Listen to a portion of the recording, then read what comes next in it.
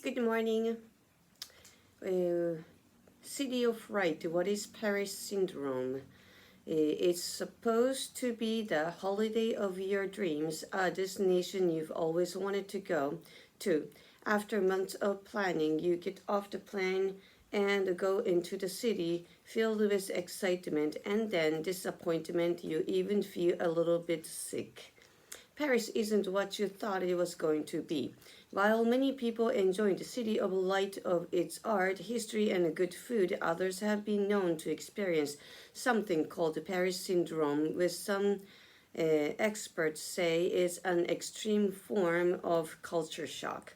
Like any culture shock, it includes feeling overwhelmed as a result of being in a place with a very different culture and a way of life from what you are used to.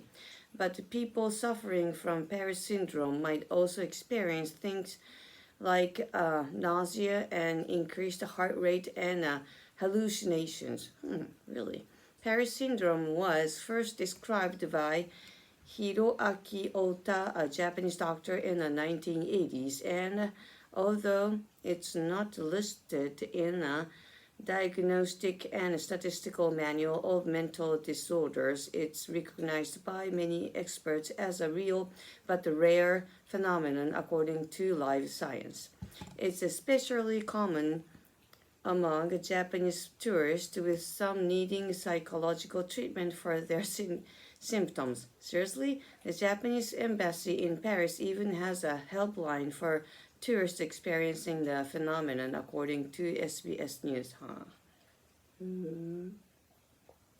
Some believe Japanese people are more likely to experience it because of the huge cultural differences between Japan and European countries, and Paris in particular is often romanticized in literature and films, even in Japan. No, that's true. For us, Paris is a dream city.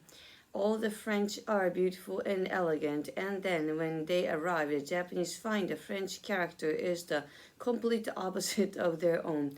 A Japanese tourist hold Reuters in 2007. Many say the best way to prevent a culture shock is to properly research your travel destination before arriving and to try to prepare yourself for any cultural differences.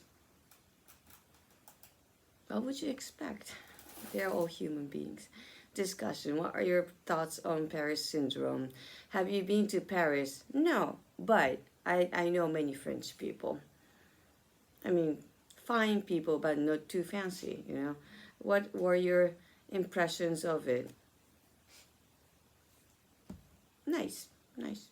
Have you ever experienced culture shock? If so, when and where? In America, not that I can get sick of. How much research do you usually do before traveling somewhere? I actually don't do almost anything. Hello, my baby. Which of the places you visited left? Which of the places you visited left you feeling underwhelmed? Underwhelmed. I know. I don't have too much expectations, so there's no overwhelming or underwhelming. Further discussion. When did you last take a trip abroad? What made you want to go there? What destinations are at the top of your bucket list? Have you been to any places you'd consider moving to? Moving to. What countries do you imagine you'd have the hardest time getting used to? To travel is to discover that everyone is wrong about their countries. Aldous Huxley, what do you make of this statement? No, that's true. Yeah.